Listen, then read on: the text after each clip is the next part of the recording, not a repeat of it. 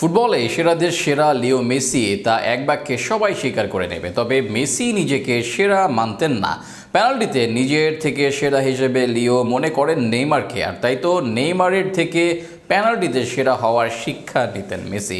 এমন কথা জানিয়েছেন খোদ নেইমারকে পেনাল্টি স্পেশালিস্ট ভাবা মেসির তার থেকে স্কিল প্রশিক্ষণ নিয়ে বিস্তারিত থাকছে প্রতিবেদনে। দীর্ঘদিনের বন্ধুত্ব লিওনেল মেসি ও নেইমারের। আর্জেন্টিনা ও ব্রাজিলের দুই মহাতারকা একসঙ্গে সময় কাটিয়েছেন বার্সেলোনা ও পিএসজিতে খেলাকালীন। বন্ধুত্বের বাইরে তারা একে অপরের দক্ষতা বৃদ্ধিতেও সহায়তা করেছেন। সম্প্রতি পটপা নামক এক পডকাস্টে নেইমার জানিয়েছেন মেসি একসময় তার কাছ থেকে পেনাল্টি নেওয়ার কৌশল শিখেছিলেন।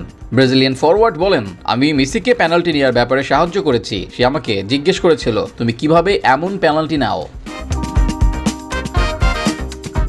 নেইমার জানান, প্রথমে তিনি বিস্মিত হয়েছিলেন মেসির এমন প্রশ্নে। তার প্রতিক্রিয়া ছিল, তুমি কি পাগল? তুমি তো মেসি, যদি আমি এটা পারি তবে তুমিও পারবে।